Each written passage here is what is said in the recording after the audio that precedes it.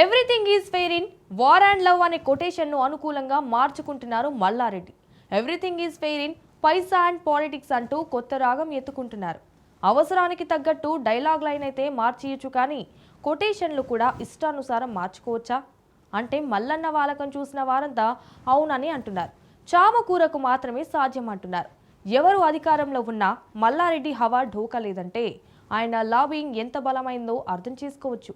అందుకే ఆయన్ని ఆకృత్యాలు చేసినా ఎవరు పట్టించుకోరు. అందుకే దర్జాగా దందాలు చేస్తున్నారు మల్లారెడ్డి.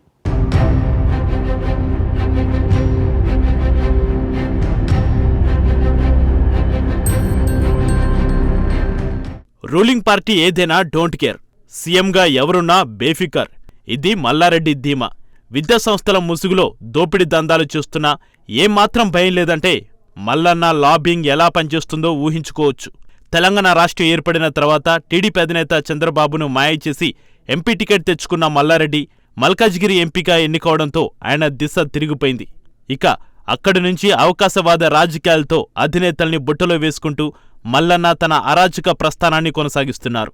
టీడీపీ నుంచి టీఆర్ఎస్లో చేరి అక్కడ ఎమ్మెల్యేగా పోటీ చేసి గెలవడమే కాదు, ఏకంగా మంత్రి పదవిని పొందగలిగాడు అంటే మల్లారెడ్డి ఎంత మాయగాడో అర్థమవుతుందని ఆయన ప్రత్యర్థులు విమర్శిస్తున్నారు.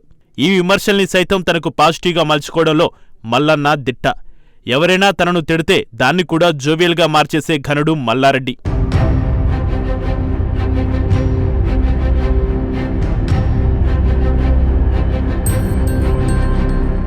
చంద్రబాబు కేసీఆర్లతో ఈ ఈక్వేషన్ కుదిరింది.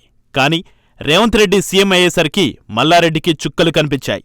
హైడ్రా ద్వారా రేవంత్ సర్కార్ మల్లారెడ్డి విద్యాసంస్థలకు చెందిన అక్రమ కట్టడాల కూల్చివేతకు రంగం సిద్ధం చేసింది. దీంతో కర్ణాటక మంత్రి డీకే శివకుమార్ ద్వారా లాబియింగ్ చేసి రేవంత్ను మల్లన్న శాంతింపచేశారన్న ప్రచారం కూడా జరిగింది. అందుకే మల్లారెడ్డి ఇంటి వివాహ వేడుకకు రేవంత్ రెడ్డి వెళ్లారన్న వాదన బలంగా వినిపించింది.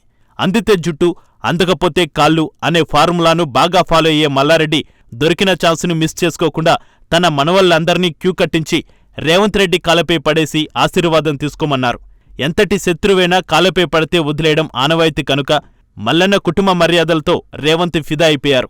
మల్లారెడ్డి విషయంలో రేవంత్కు సాఫ్ట్ కార్నర్ ఉండడం వల్లే సీఎంఆర్ కాలేజ్ ఉమెన్స్ హాస్టల్ బాత్రూంలో హిడెన్ కెమెరాలు పెట్టి షూట్ చేసినా ప్రభుత్వం దీన్ని సీరియస్గా తీసుకోలేదని ఏబీవీపీ నేతలు విమర్శిస్తున్నారు.